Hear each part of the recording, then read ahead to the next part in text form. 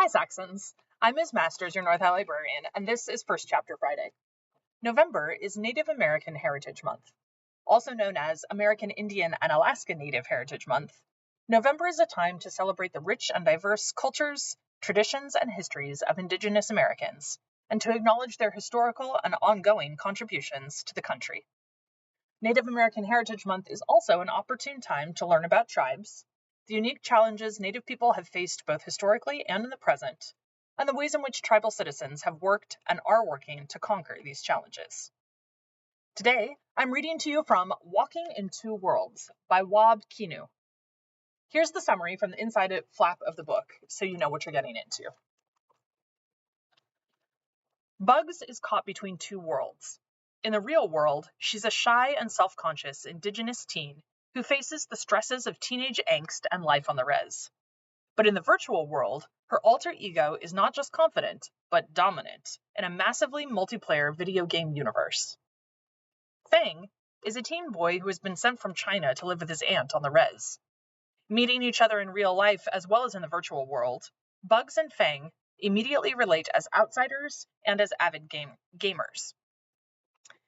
And as their connection is strengthened through their virtual adventures, they find that they have much in common in the real world, too.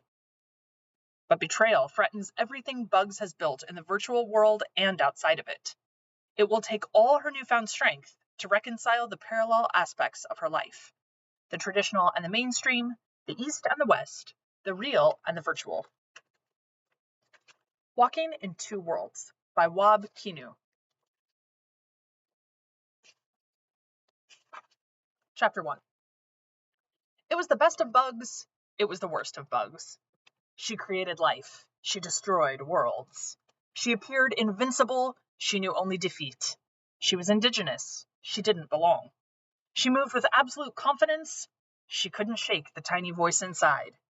It's no big deal, it's the end of the world. In many ways, Bugs was just like everybody else, until she went online into the Floraverse. There, Bugs' every move was watched by the entire world, who either loved her or hated her. Hidden by total darkness, Bugs pressed her body close to a cedar tree, edging nearer to danger. She rarely hid in the virtual world of the verse. Apart from her celebrity, there was her look. She wore a custom skin with an athletic physique packed into a black, neon pink, and day-glow green outfit. The ensemble borrowed from the body armor of science fiction superheroes and the embroidered design of a powwow dancer. Floral patterns that paid homage to the beadwork of her Anishinaabe ancestors accented her bodysuit. Her midriff was exposed in a way that would have raised eyebrows among the aunties back on the res. Those older women preached modesty, but anytime Bugs' mom heard those so-called teachings that singled out women's bodies, she'd always stick up for her daughter and say, "That's just the colonization talking." Bugs tossed her hair to one side and leaned in closer to her prey. Her heads-up display visor cast a rose-colored glow across her cheekbones as she studied her targets. On screen, a stream of comments flooded her peripheral vision. She paid the chat feed absolutely no mind, at least not for the moment. Her vision narrowed to a tunnel as she prepared for a huge battle, one she had no intention of losing. Besides, she turned her location off hours ago, so no one on the stream could reveal her plan to the marks. She inched closer to the edge of the cedar trees and listened to them shouting down below. All 500 of them. She liked her odds. "We worked too hard and fought too long for anything less than victory." Bugs recognized the imposing 8-foot-tall warrior now shouting. Alpha. A scar bisected his face, testifying to a past battle. His eyes, each a different color, one green and one brown, reminded Bugs of a wild dog, a husky that fled captivity and returned as the leader of a pack of wolves. Bugs knew his online backstory.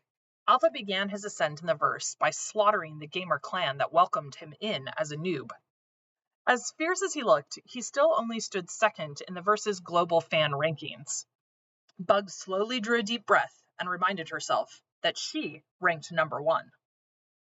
Bugs noted all of Alpha's followers gathered below wore an omega symbol on their arms as a way of paying homage to their scarred leader. They called themselves Clan Less, the clan that was not a clan, a nod to Alpha cannibalizing his first team. They counted among their ranks a mishmash of the best soldiers and mercenaries from across the Floriverse. Bugs studied their artillery, massive guns, laser cannons, and the coolest energy swords Crypto could buy. Not bad, she thought to herself, but nothing special. For years we've journeyed across the verse, seeking what is rightfully ours, Alpha yelled. Bugs, still hidden, rolled her eyes. The resources, the creatures, the weapons we need to dominate the spirit world, all of it is rightfully ours. Men built this technology. Men perfected the blockchain. And now it's run by a woman? No, we will take it back from her. Bugs studied Alpha, scanning the obedient stares of his charges. We'll take it back in battle. She can never beat us. We must always win. The crowd roared its approval. Gross. Bugs stepped farther back behind the cedar tree. She hated Clan less. They harassed women who played the game, shared sexist content, and banned women from joining their ranks. I thought this VR and AR stuff promised to make a better world, Bugs whispered to herself. The chat in her display screen exploded with comments. Oh well, I guess we can create better technology without becoming better people. She peeked around the corner of her hiding spot again and sized up the battlefield. At present, 499 Clan-less members encircled Alpha, still hanging on his every word. He screamed at the assembled troops, psyching them up for the coming battle. This coward Bugs wants to take your lives from you. She wants to take your weapons from you. She wants to force you to respawn and lose everything you've fought for. Alpha paused for dramatic effect. But will you let that happen? No! Roared the crowd. Are we going to fight? Alpha shouted. Yes! The crowd replied. Are we going to win? Yes! We launch our sneak attack tonight, concluded Alpha, thrusting his fist in the air. Yeah! The crowd responded by punching their weapons into the sky and high-fiving the clanmates closest to them. They chanted Alpha's name. Pro tip. Don't announce your sneak attack before you actually launch your sneak attack. Bugs winked to her audience, streaming along online. Millions of her followers watched from their own heads-up displays inside the verse, or on phones in the real world. Bugs crouched, bending her knees as she prepared to leap out from her hiding spot. She felt a bead of sweat gathering on her brow in real life. The chat in her display sparkled with activity. What am I getting all tense for? She blew her hair away quickly, stood up straight, and stepped out of the shadows. Hey, losers! Look over here. Some of Bugs' viewers were warning the Clan-less horde an attack was imminent. The warriors who noticed the warnings took their eyes off Alpha and began scanning the horizon. They were the first to see her. Bugs, the specter, the legend, the phenom, appeared before them, all swagger and attitude. She pulled a flaming torch-tipped spear back like a javelin thrower, illuminating her bodysuit in the process. She took careful aim and launched the projectile in a long, soaring arc that delivered its payload directly to the center of the crowd. She stood on one leg to admire her throw as the spear landed, splattering the horde of Clan-less soldiers with fire and flame. Instantly, dozens of soldiers evaporated into the ether. Serum was eliminated by Bugs. Nigel the Knight was eliminated by Bugs. xx.gfgorilla.xx was eliminated by Bugs. Dozens of other gamer tags flickered and disappeared into the sky. The wounded stampeded in all directions. You cowards, Alpha cried. Don't run! This is what we wanted! Our enemy is right here! The battle is on! Bugs stood on the higher ground, taking in the carnage and confusion below and feeling quite proud of herself. She looked down to see one member of Clan-less just staring at her, frozen. She laughed. Bugs got this sort of reaction all the time. Other gamers often seized up in her presence, like kids meeting a childhood idol. Get her! Alpha yelled. The 450 or so surviving members of Clan-less tore up the incline as Bugs turned to the hills and ran. Before she could reach a full sprint, laser beams and machine gun fire rained down all around. As if dodging the spray from one gun wasn't hard enough, Bugs found herself dodging overlapping fire from several automatic weapons at once. She moved as though she had the power to slow down time. As the tsunami of weapon fire chased her, she bobbed and weaved a perfect path that avoided each beam and bullet. With so much firepower bearing down, there came a moment when no path remained for Bugs, no way to move that wouldn't see her riddled with slugs and lasers. In this instant, the chat screen in her heads-up display filled with expletives and shouting. Darcy 987. Incoming! Sweet in Iowa. No! Porcelain. Holy... The Flora versus... Let's go back. With so much firepower bearing down, there came a moment when no path remained for Bugs. No way to move that wouldn't see her riddled with slugs and lasers. In this instance, the chat screen in her heads-up display filled with expletives and shouting. Darcy 987. Incoming! Sweeten Iowa. Oh. I see. In this instant, the chat screen in her heads-up display filled with expletives. No, let's go back. With so much firepower bearing down, there came a moment when no path remained for Bugs.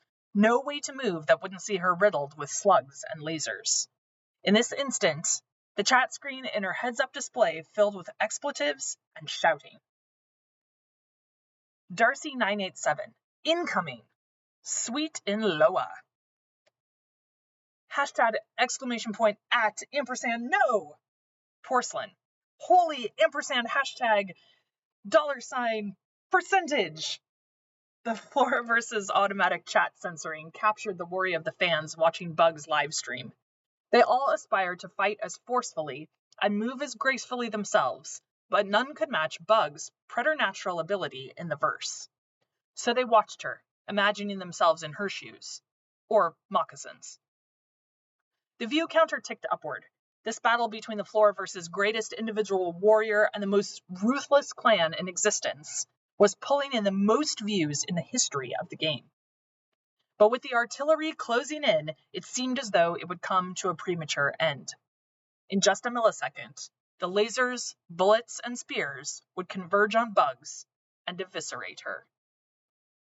But just as the first of the beams approached, Bugs traced a quick zigzag motion through the air behind her. Instantly, the roots of the nearby trees tore through the earth and grew thick, forming a shield. The laser beams and gunfire ripped through this organic barrier in a fraction of a second, but Bugs didn't need any more than that. By the time the gunfire obliterated the plant matter, Bugs had gained a step and was once again weaving a perfect path through the mayhem. Her chat screen exploded with gold coins, flowers, and diamond rings as her fans showered her with gifts inspired by her virtuosity. Bugs could back herself into a corner and stun them all with an impossible escape. Fans paid for the virtual gifts themselves with real money or crypto, and Bugs, like everyone else in the Floraverse who received a gift, earned a micropayment every time she received something from a fan. Bugs glanced at her balance. She just earned enough to buy a new car. Behind her, Alpha raised a giant oversized cannon onto his shoulder. It resembled a jet engine, with a blue and white glow sparking outward from where the turbine should have been. He aimed and fired a massive energy blast, incinerating a huge chunk of the forest and splattering shrapnel up the hillside toward Bugs. As the explosion closed in on Bugs, the heavens opened up, and what looked like a giant black eagle screamed down from the sky. It swooped down to Bugs, snatched her in its talons, and lifted her up into the clouds. Another energy blast tore a huge chunk out of the mountainside and triggered an avalanche. This buried the first lines of Clan Less warriors on the hill and sent the others running back down the slope until the rock slide abated. Bugs rode the Thunderbird over the peak of the mountain. Momph. How are you so lucky? Bad.